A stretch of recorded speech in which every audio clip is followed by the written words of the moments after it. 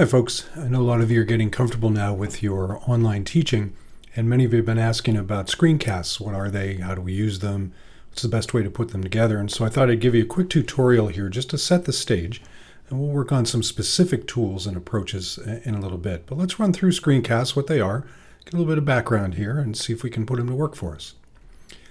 So when we think about getting comfortable with screencasts when you haven't done it before, the good news is you have the tools readily available to you to undertake making a screencast, and actually you've already probably used some of the tools even in your face-to-face classes. And so we want to think about what a screencast is and how we can use it, and then maybe the platforms that we can use to produce these screencasts or these video captures. And that's kind of the outline of this presentation. So we'll take a look at screencasts and define them. Take a look at how they're used and ways we can put them to work for us and the platforms we can use to put them together. So when we think of a screencast, you're probably already familiar with the idea of a screen capture. Well, a screen capture is really a static image. You just take a picture basically of what happens to reside on your computer screen at any point in time. And it is just that. It's an image. It's a picture. And while that can be useful, it doesn't give us much ability to work over time with or to add richness for our students. And that's really what a screencast is going to allow us to do, because a screencast is a digital recording not just of what is on your screen at any one point in time, but actually everything that goes across your screen for a given period of time. It's basically a video screen capture. It is a screen capture over time. The good news about screencasts, though, is they allow us to add richness for our students, because we're going to be able to pick up audio, which adds intonation, which adds another mode of communication or transfer of information. We also may think about adding video of the individual that's doing the screencast. You don't have to. But what it allows us to do really is to provide a richer learning environment for our students when we don't have them face-to-face, to give them much of the richness that comes from voice intonation, different types of facial expressions, pauses, that type of richness that goes beyond merely a static image or the use of text in this communication or this learning episode. What it gives us in the end, therefore, is this much richer multimedia experience in the learning episode. So why should we use them? There's a couple reasons that we should think about using screencasts, and they're particularly powerful when we've been asked to step away from a face-to-face environment and to go to an online setting. And the most powerful part is just the fact that they are very attuned to deeper learning on the part of those that use the screencasts. And this has to do with Mayer's dual coding theorem or theory, and a lot of support for it, that students learn better when they have text and some type of multimedia associated with it, be that a static image, but more importantly, when we have video or audio attached to it. So the first reason we want to use screencasts is just to get a much richer learning environment, much deeper learning episode for our students. Second thing it does for us is it helps build engagement. There's a lot of research that's come out that for online students, one of the key things we have to do is foster engagement on their part, because we don't have them right in front of us to keep them interested. And a lot of extant research suggests that screencasts in particular, whether they're done to present information or whether they're used to provide feedback, give students a much more engaging relationship with the information that you're presenting. And so it's a good thing when we're trying to find a way to keep our students engaged with what we're trying to do as we've stepped away from the classroom. Third reason we want to think about them is the fact that it provides an awful lot of autonomy to the learner. And there's a couple ways to look at this. You know, when we say one thing to our students in the class, some of the students are going to pick that up right away. Others need to hear it a couple times. But if we move on and we only say it once in class, the student that needs a couple opportunities to gather that information to that learning, they've missed the opportunity to go over it. Now, if we provide an audio capture or a screencast, well, suddenly that learner that needs to be able to access that information once, twice, three times to truly get it, well, we've now captured it in an artifact, in a screencast, something they can go back to. It also gives them the ability not only to go back and reflect upon or rehear the information that they did not get the first time, it gives them the opportunity to do so at their own pace and on their own time setting.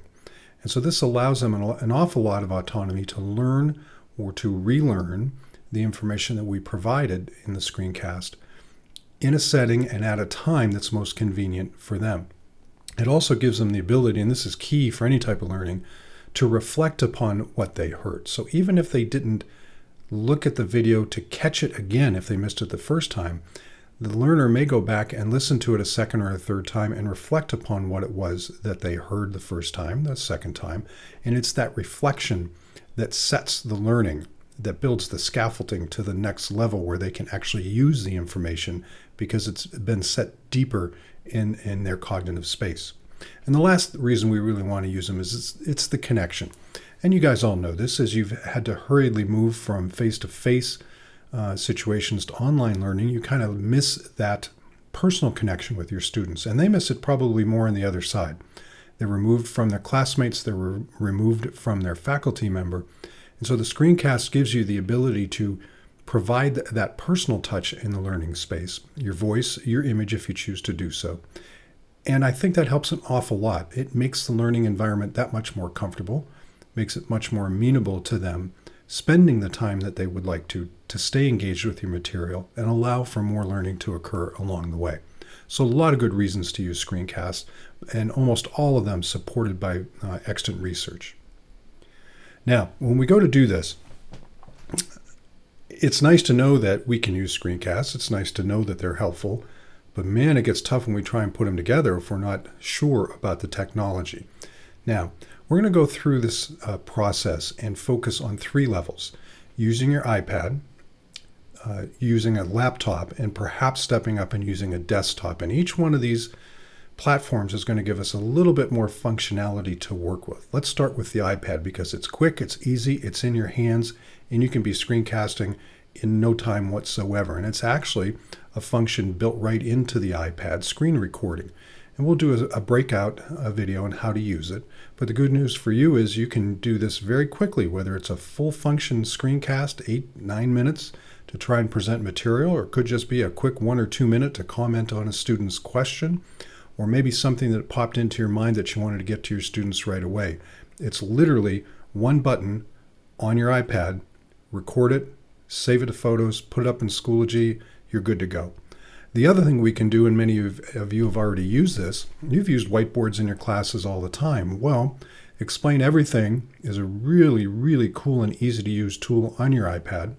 The app is easily available for free. You can upgrade for a little bit if you want to get a few more levels of functionality, but it's literally a digital whiteboard. It records everything that's on the face of your iPad, just as you might use a just as you might use a whiteboard in the classroom and save that for future use for your students. Both of these are able to be done in your iPad right away. No muss, no fuss, easy to do. The next couple, though, get a little bit trickier. Now, the iPad is nice if you're using screen recording or something like Explain Everything, but full-featured screencasting on an iPad is not the easiest thing to accomplish. You all have your laptops, though, and then we can get a few more things done. There's 2 great tools that you can use for screencasting. One is Screencast-O-Matic. The other one is a program known as, or an app known as Screencastify. Both of these give you a little bit more functionality. Now, Screencastify in particular relies upon Chrome, which is not going to be usable as easily on your iPad, but certainly easy to do on your laptop. Screencast-O-Matic, much the same thing. Not so easy to do straight away on an iPad, but your laptop gives you full functionality. And so we'll do a breakout video on one of those 2 programs to show you how they work as well. The last 2 are more full-featured products, and they're probably best considered as desktop versions. Cost a lot more, probably around $99 or so with educational licenses, but they give you an awful lot of technology at your fingertips to do screencasting and other video or audio work. I happen to use ScreenFlow. That's what I'm using right now for this, and it's a Mac-only program. There's another one very much like it called Camtasia that has both a Mac application and a Windows application. Now, these are as I said, more full-featured, give you more to work with, but there's probably a steeper learning curve as well. But I'll show you one of those. I'll run you through ScreenFlow in a separate screencast as well, so you get a flavor for what those features bring to the table. So screencasting, it's something you really ought to be doing. It's just going to capture a lesson much more easily than trying to leave it only in text or only in a static image. So it is that capture of activity across time on your laptop, on your iPad, to provide a learning episode for your students. There's a lot of learning benefits, as I said, that come from it. Deeper learning through this idea of dual coding, video, audio, along with text. The idea that the learner gets the autonomy when he or she can study and restudy when it is most convenient for them. And in this time of having stepped away from the classroom so abruptly, this ability to connect on a deeper level, kind of bring the social aspect of learning back through the use of your voice or video, I think is a pretty powerful tool right about now, and one that screencasting can give to you. As we get further into this, we'll do some breakout videos for it, because it's the age-old thing. There's always a good tool for what you want to accomplish. When you decide what you want to accomplish, figuring out the best tool for it is the way to go. And so we'll walk you through iPad, laptop, and desktop to show you how each of them can deliver the functionality that will make your screencast, 1, usable, 2, great learning tool, and 3, a lot more easy to put together.